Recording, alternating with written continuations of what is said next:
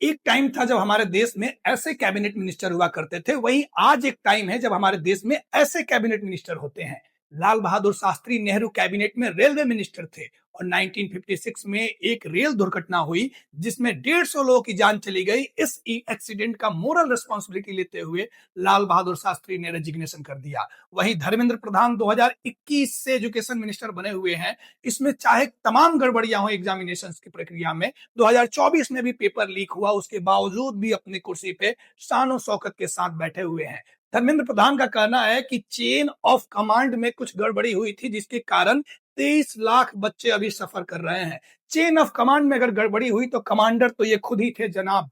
2021 से education minister हैं और न्यू एजुकेशन पॉलिसी का पूरा जो जिम्मेवारी है वो इनके मजबूत कंधों पे है। ऐसे में अगर चेन ऑफ कमांड इतना कमजोर होगा तो भारत में नया एजुकेशन पॉलिसी का क्या होगा, सिस्टम कैसे बदलेगा? पूरी सिस्टम को बदलने की जिम्मेवारी धर्मेंद्र प्रधान के कंधों पे। धर्मेंद्र प्रधान हर चुनाव में बीजेपी का प्रचार करते हुए स्टेट असेंबलीज में आपको दिख जाएंगे। ऐसे में एजुकेशन का काम कौन करेगा? वो काम दे दिया एनटीए को। और एनटीए के बारे में खास बात क्या है? एनटीए के जो चेयरमैन है जिनका नाम है प्रदीप जोशी। भारत के इतिहास का सबसे बड़ा कोई अगर एजुकेशन एग्जाम स्कैम है उसका नाम है व्यापम। व्यापम जो कि मध्य प्रदेश में हुआ था। व्यापम एक ऐसा ऑर्गेनाइजेशन था जो मेडिकल एंट्रेंस से लेकर इंजीनियरिंग एंट्रेंस साथ में कांस्टेबल का भी एग्जाम कंडक्ट कराता था। बोले तो एंट्रेंस एग्जाम और रिक्रूटमेंट एग्जाम मध्य प्रदेश सरकार के अंदर कराने की जिम्मेवारी व्यापम की थी। व्यापम का खुलासा 2013 में हुआ। इसके बाद लगभग 2500 लोगों को चार्जशीट किया गया। इसकी हद कुछ ऐसी थी कि वहां के एजुकेशन मिनिस्टर को भी गिरफ्तार किया गया। और प्रदीप जोशी 2006 से लेकर 2011 तक एमपीपीसीएस यानी कि व्यापम को सुपरवाइज करने वाली अथॉरिटी थी, Madhya Pradesh public service commission, उसके चेयरपर्सन थे। व्यापम से जुड़ा इतना साफ चरित्र होने के बावजूद भी इन्हें यूपीएससी का भी चेयरपर्सन बनाया गया और साथ में अभी ये एनटीए को भी लीड कर रहे हैं। तो अगर ये स्टोरी कुछ ऐसे हो, लोग कुछ ऐसे हों जो सिस्टम को गवर्न कर रहे हों, तो जाहिर सी बात है फल क्या मिलेगा। हालांकि सुप्रीम कोर्ट ने अभी इस मसले पे क्या बोला है? सुप्रीम कोर्ट ने अभी रिसेंटली एनटीए को चौतरफा लताड़ लगाया है।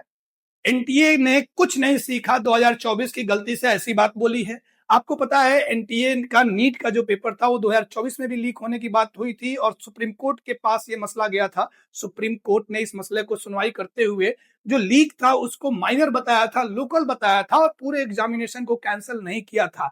लेकिन ये बात हाईलाइट किया था कि जो एनटीए का पूरा प्रोसेस है एग्जामिनेशन कंडक्ट कराने का वो बिल्कुल सही नहीं है। देयरफॉर एक कमिटी बनाई थी, इसरो के चेयरमैन थे राधा कृष्णन कमेटी, और उस कमेटी ने अपनी स्टडी करके एक रिपोर्ट पेश किया था जिसको कंसीडर करते हुए एनटीए को कुछ सुधार करने थे। राधा कृष्णन कमेटी के रिकमेंडेशन के अकॉर्डिंग इस एग्जाम को सीबीटी मोड में हो जाना था, तो वो तो हुआ नहीं। और बाकी जो कंप्लायंस की बातें थी वो भी कितनी पूरी हुई, इसकी मांग किया है सुप्रीम कोर्ट ने कि एनटीए हमें 3 दिन के अंदर ये बात बताए और अगली हियरिंग की भी डेट दिया है। आपको पता है कि all India federation for medical association supreme court में एक पिटीशन फाइल किया है उसने, जिसने एनटीए को रिप्लेस करके कोई दूसरा रोबूस्ट और more independent and autonomous body बनाने की बात की है जो इस नीट के एग्जाम को कंडक्ट कराए। साथ ही एक डॉक्टर्स की भी टीम जिसे बोलते हैं यूनाइटेड डॉक्टर्स फ्रंट, ये भी पिटिशनर बना है इस मसले पे और इन्होंने मांग किया है कि ये जो एनटीए है ये एक रजिस्टर्ड सोसाइटी है। बोले तो बिल्कुल ये इसका कोई कॉन्स्टिट्यूशनल स्टेटस नहीं है, ना ही इसका कोई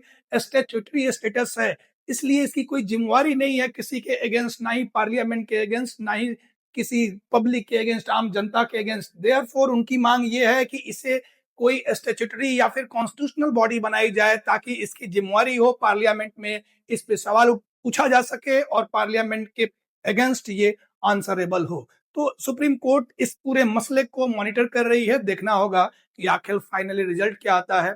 थैंक यू, हैप्पी लर्निंग।